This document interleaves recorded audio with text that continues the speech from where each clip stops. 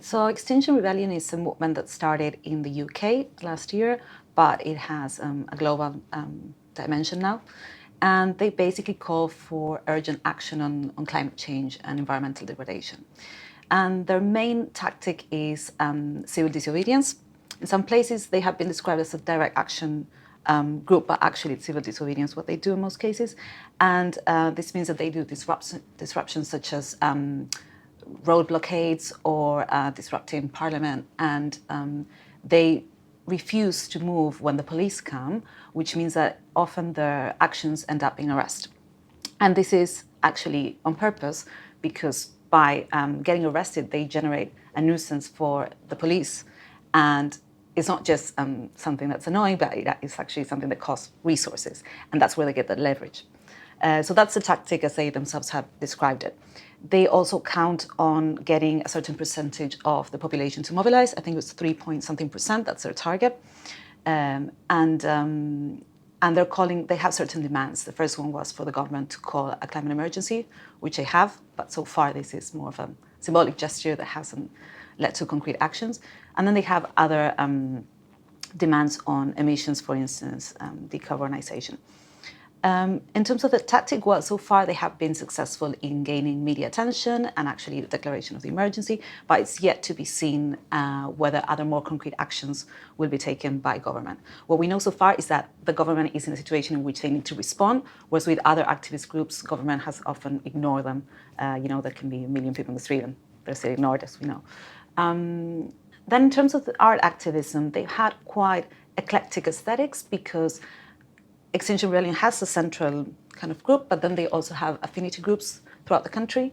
These groups sometimes, they do have autonomy on how they plan their actions. And also Extinction Rebellion has collaborated with different artists. So what we can see is different kinds of performances and creative actions. But then again, on the other hand, they have a very specific visual identity, kind of design visual identity, because they have a dedicated group that has come up with a special font, with special pattern, color patterns, and specific designs that they use then for flooding the city with posters and sharing online. So they have a distinct visual identity that's part of the strategy as well. I'd just like to add, I think in terms of looking at political activism, this raises an interesting discourse about working within or outside of the system. And as you said, there's been a discourse in environmentalism over the years and protests where the government just simply has not taken it seriously. And there's been a lot of in-the-system protests going on. We're at a very crucial stage at the moment in terms of what could happen to our planet if we don't address these things urgently. And there has never been a clearer time, I would argue, to say that you now have to get uncomfortable and step outside of the system to affect some kind of meaningful change that needs to be done. So I think that's a wider discussion as well about that kind of in the system, outside of the system disruption that has to somehow take place in order to affect goals, because the kind of more orthodox means have been largely ignored so far by the political classes. Yeah, I think that's true.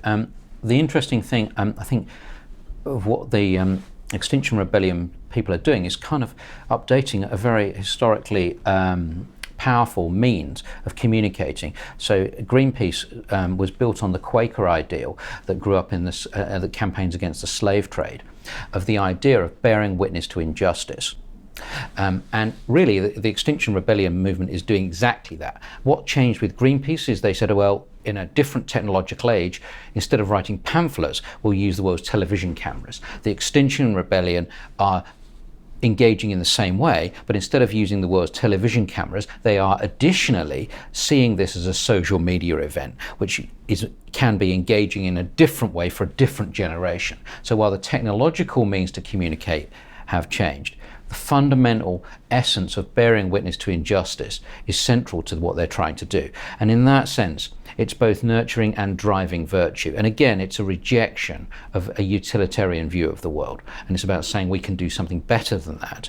Ideas like justice are very, very powerful, are very inspiring, but they're that much more inspiring when you feel that it's something you can't ignore, and be that through viewing wailing on television back in the 1970s, or whether that's viewing a bunch of people refusing to bend to the laws of the land and say, hey, we've got to do something about climate change now. In both cases, it relates back to that strong and powerful sense that we aren't going to just sit idly by. We are going to stand, and not violently, but we're going to force you to pay attention to this injustice. Definitely. I would add as well, going back to the issue of within or outside the system, that I think that's a really important question here, because if we look at the demands of Extinction Rebellion, in many ways, their discourse might be perhaps more radical, but the demands are reformist, in that they ask the government for specific changes and commitments and policy work, but not for radical restructuring of the economic system, let's say. Whereas in what they say, at protests, when they say online, they are talking about, even degrowth, anti-capitalism, So the narrative is more radical than the actual demands, the concrete demands of government. So there is an element of, is this the right way to go at it? Perhaps it is a strategic way to do, because you cannot just go up to government and say, stop capitalism. But what would be the next step? What would happen after these demands are met? Is that enough? I guess for me, that's a question that still remains.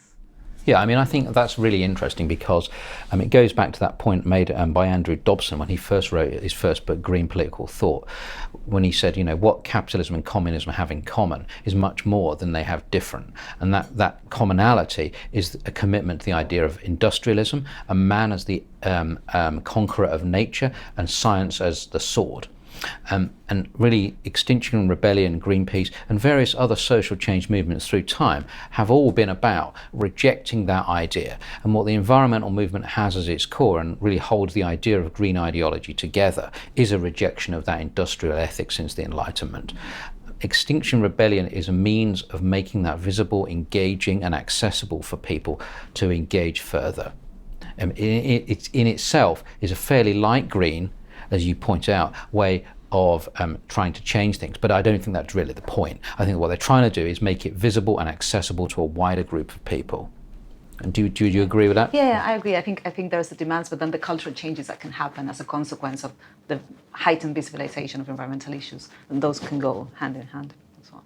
I think sometimes slightly more radicalised discourse at the events can also serve a great purpose of bringing in a more fringe group of people into a kind of more mainstream discourse, so that they don't stay on the fringes, and it becomes something that a wider number of people can get involved in, and those people on the slightly more radical fringe can be brought into and then used collectively as a way of bargaining with the government. Yeah, I think that's true, and you see that also with the Brexit debate. I mean, they're doing exactly the same thing from a different political direction, but fundamentally it's the same thing. We're creating a media event to shine a light on what is a perceived injustice, and we're using that as a means of bringing people that perhaps wouldn't be thinking of voting for a far-right type party towards them, and bringing people who are coming from the extreme right and saying, hey, not everything you think is actually extreme right. We're trying to make it mainstream. So, it's happening in both directions here.